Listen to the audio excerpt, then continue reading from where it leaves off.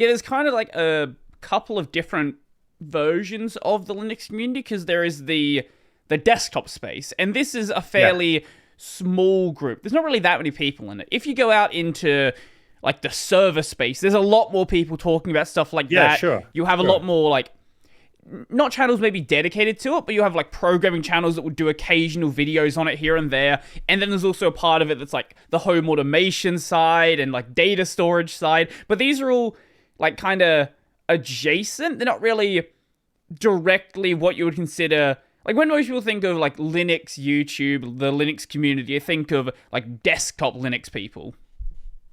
Well, the thing is, when people have their first taste of Linux, some of them, actually most of them, kind of make Linux a sort of a personality trait.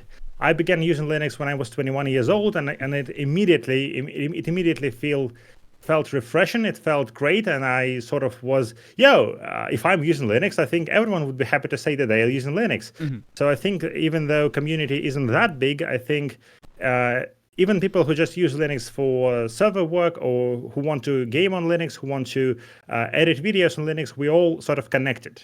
Mhm. Mhm. And even I'm just editing videos on Linux and play video games. It's still interesting to listen to videos about some server stuff, about CentOS, Fedora, etc. You make a good point there about people turning Linux into a personality trait. Sure. I've heard a lot of people bring this up as like a reason why they get turned away from Linux. They feel like, especially some of the more extreme parts, are kind of culty with it. They're like, you have to use Yeah. my distro, you have to use this specific desktop, and I can see why some people see that and like, I don't really want to get involved with that, and like, if I do Yeah. anything slightly wrong, is someone gonna get angry at me? Like, I get why you'd be like weirded out by that. But really, who cares? I'm using Arch Linux with GNOME desktop, with vanilla GNOME. Who cares what I'm using? I'm using whatever I prefer, and it works. I think where the issue comes is like when you're new to Linux and you don't really know what's out there, it can be kind of confusing because everyone's going to say the thing that they're using is the best. It's like, Yeah, oh, yeah. Arch with Hyperland is the best. Fedora with KDE is the best. Ubuntu with, maybe most people don't say Ubuntu with GNOME is the best. I don't know. But that was a joke, obviously. It can be hard when you're new and you don't really know what different distros offer, what different desktops offer, to know who is saying the thing that's going to make sense for what you're trying to do.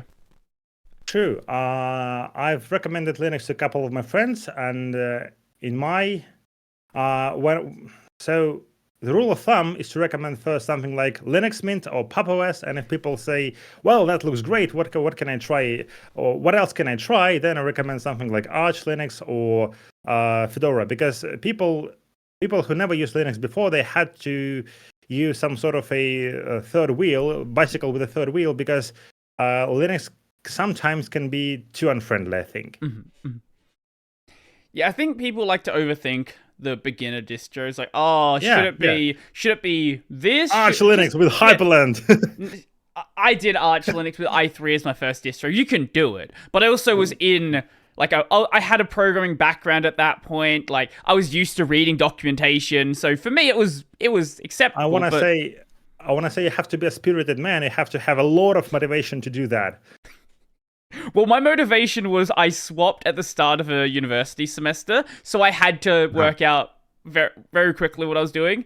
But before I'd swapped, I'd probably watched like 6 months of videos on like how Linux works, how all these applications work, like what applications to use. So for me, even though it was a sudden swap to Arch, I'd effectively done the distro hopping thing, but like outsourcing the distro hopping to like people on YouTube. So it wasn't like, I go from nothing to Arch. Like that would be a bit different of a swap then.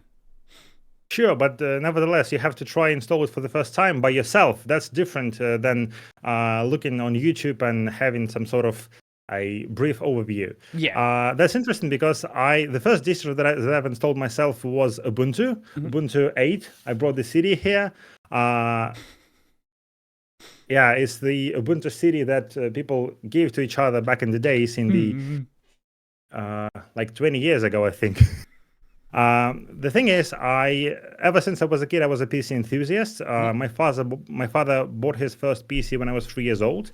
A couple of years later, he showed me how to install Windows. The first OS that I've installed was Windows. I think it was Windows Millennium. Then my older brother taught me how to build my first PC, and he has a friend who was back at that day Linux enthusiast, and he gave us that Ubuntu CD.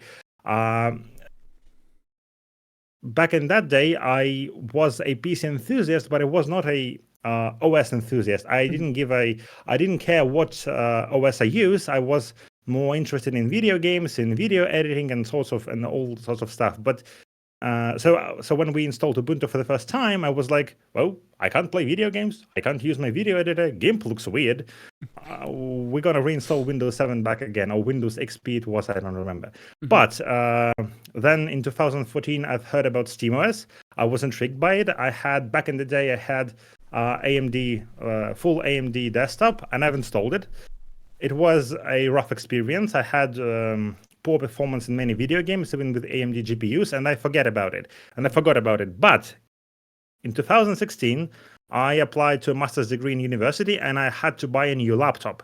I was on extreme budget, and I bought like extremely cheap Asus laptop with 2 or 4 gigs of RAM, and it came with Windows 10 pre-installed, and it was a horrible experience. I had like lots of ads popping out from everywhere, third-party apps pre-installed.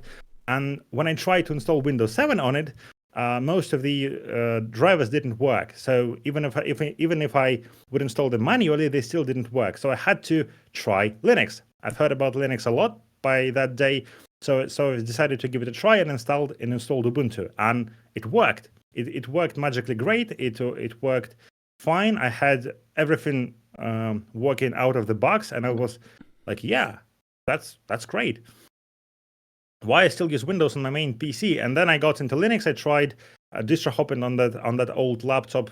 I tried Linux Mint, I tried PopOS, and I tried Fedora. And then I've decided to install Linux on my main PC. I started with PopOS and then transitioned to Arch, because PopOS is great, but sometimes it feels kind of, I don't know how to say it, old PopOS felt a little bit sluggish, stutterish, I don't know.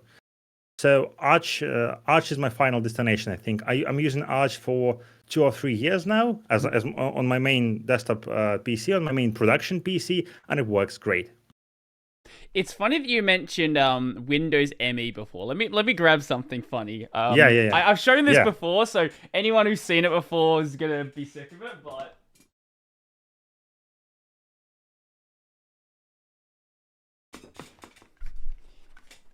here we have a book, a very important book.